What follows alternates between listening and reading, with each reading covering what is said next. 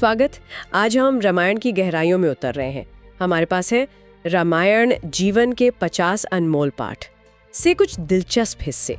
रामायण तो खैर सबने सुनी है, पर ये किताब कहती है कि इसमें आज की लाइफ के लिए भी कई कह सकते हैं अनमोल सबक हैं।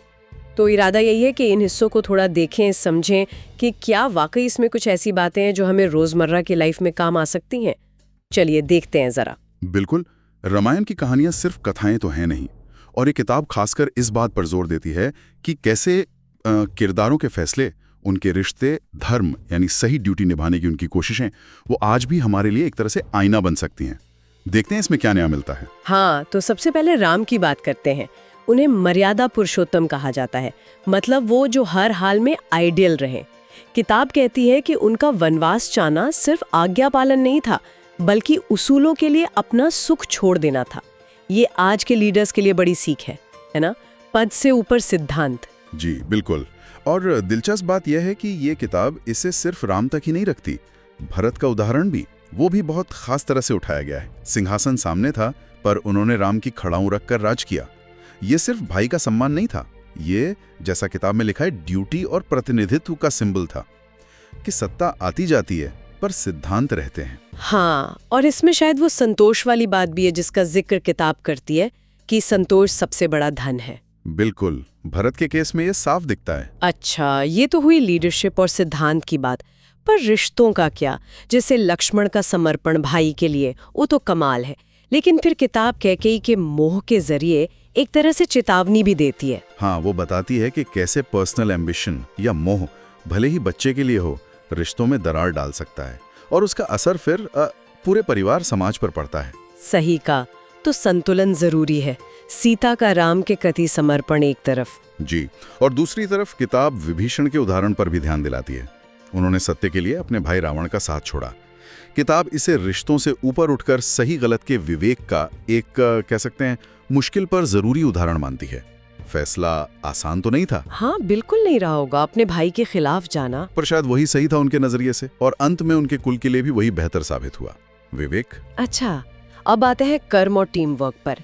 हनुमान जी की सेवा और शक्ति बिना किसी अहंकार के। किताब इसे भक्ति के साथ साथ एक बेहतरीन कर्म योग मानती है, मतलब फल की इच्छा बिना अपना काम करना। जी। और वो राम सेतु, वो तो कमाल ही है। किताब कहती है ये सिर्फ पुल नहीं था, ये टीम वर्क, सही लीडरशिप और हर छोटे बड़े कंट्रीब्यूशन की इज्जत का प्रतीक था। नल नील की स्किल से लेकर वो गिलहरी के छोटे से एफर्ट तक सब जरूरी थे। बिल्कुल सही। ये कर्म और संगठन की शक्ति दिखाता है, पर सिक्के का दूसरा पहलू भी है। रावण, ज्ञान, शक्ति, सब कुछ था उसके पास। हाँ, पर फिर लेकिन किताब बताती है कि उसका अहंकार, कि मैं ही बेस्ट हूं, मेरी बात ही सही है, वही उसके पतन का कारण बना। और एक और बात, किताब ये भी कहती है कि रावण ने सिर्फ राम को कम नहीं आंका। अच्छा, उसने अपने ही लोगों की, जैसे विभीषण, मंदोदरी, उनकी सलाह को भी नजरअंदाज किया। ये आज के जमाने में भी एक बड़ी चेतावनी है मेरे ख्याल से। सलाह सुनना, चाहे कड़वी लगे। सही बात है।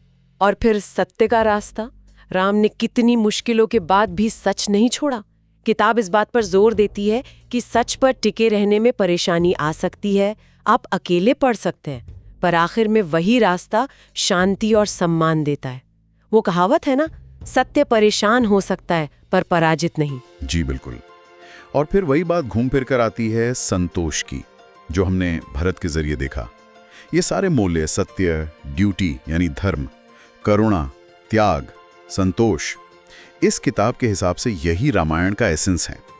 ये सिर्फ नैतिक बातें नहीं है, बल्कि एक बेहतर जिंदगी जीने के प्रैक्टिकल तरीके हैं। धर्म यहाँ पूजा पाठ नहीं, बल्कि सही काम करना, अपनी जिम्मेदारी निभाना है। तो मतलब इस किताब के हिस्सों को देखकर तो यही लगता है कि रामायण की कहानियां सिर्फ गुजरे जमाने की बात नहीं है।